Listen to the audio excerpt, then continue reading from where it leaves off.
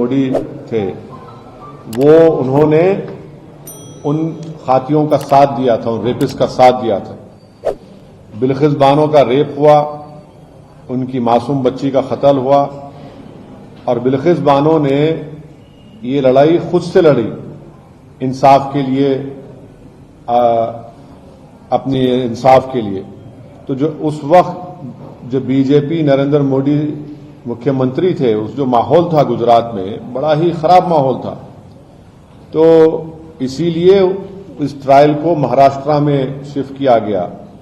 और ये बात आपको याद रखना चाहिए कि बीजेपी ने ही इन रेपिस्ट को छुड़ाया जिन्होंने बिल्किस बानो से जुल्म किया। बीजेपी के लोगों ने उनके गलों में गुलाब का हार डाला और इससे बीजेपी की महिलाओं के लिए जो लड़ाई है, जो इंसाफ की बात करती है, वो बीजेपी एक्सपोज हो जाती है। दूसरा पॉइंट उसमें यह है कि आज कोर्ट ने क्या कहा, सुप्रीम कोर्ट ने कहा the state of Gujarat acted in complicit with the convicts, यानी स्टेट ऑफ गुजरात खुद इन रेपिस्ट के साथ कॉम्प्लिसिट थी। बुनियादी बात यह बेसिकली ये है कि गुजरात में बीजेपी की सरकार रेपिस्ट की मदद करने का काम कर रही थी और ये बात आप भी जानते हैं कि उसमें बीजेपी के दो एमएलएज ने ये एंडोर्स किया कि इन रेपिस्ट को छोड़ दिया जाए और एक बीजेपी के एमएलए ने उनको संस्कारी भी कहा था। आज सुप्रीम कोर्ट ने ये साफ कर दिया कि गवर्नमेंट ऑफ गुजरात, जो बीजेपी की सरकार है वहां पर, उन्होंने बिल्किस बानो के रेपिस्ट को छोड़ने में मदद की, फ्री किया, और जबकि उनके पास ये इख्तियार नहीं था।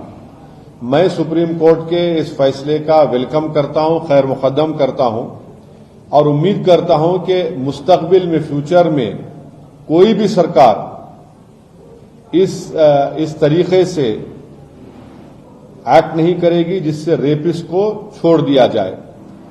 रेपिस्ट जो होते हैं महिलाओं के, उनको ये मालूम होना चाहिए कि उनके पास कोई इम्यूनिटी नहीं है। और अगर कोई रेपिस्ट ये समझ लेगा कि मेरे पास एक रूलिंग पार्टी का आइडियोलॉजी का मैं मानने वाला हूं तो मुझे सरकार छोड़ देगी, वो उनको ये समझ जाना चाहिए कि पॉलिटिकल आइडियोलॉजी से आपको नहीं छूट मिलेगी। और आखिरी बात यह है कि इस तमाम चीजों में हम यूनियन होम मिनिस्ट्री के रोल को भूल जा रहे हैं। यूनियन होम मिनिस्ट्री के आज जो वजीर हैं जनाब अमित शाह, उन्होंने अप्रूवल दिया था इनका रिमिशन और प्रीमेच्योर रिलीज के लिए, और एक जुलाई 11, 2022 का लेटर है यूनियन होम मिनिस्ट्री का। हम पूछना चाह रहे कि क्यों अमित शाह की होम मिनिस्ट्री ने इस तरह लेटर दिया। तो इससे बात साफ जाहिर होती है कि नरेंद्र मोदी जो नारी शक्ति की बात करते हैं, ये सिर्फ जुमलेबाजी है और इन्होंने यहां पर बिल्किस बानो के रेपिस्ट को छोड़ने का जो काम किया, इससे एक्सपोज होते हैं। अब बताइए बुलडोजर कहां चला गया, ठोक देंगी पॉलिसी कहां चले गई।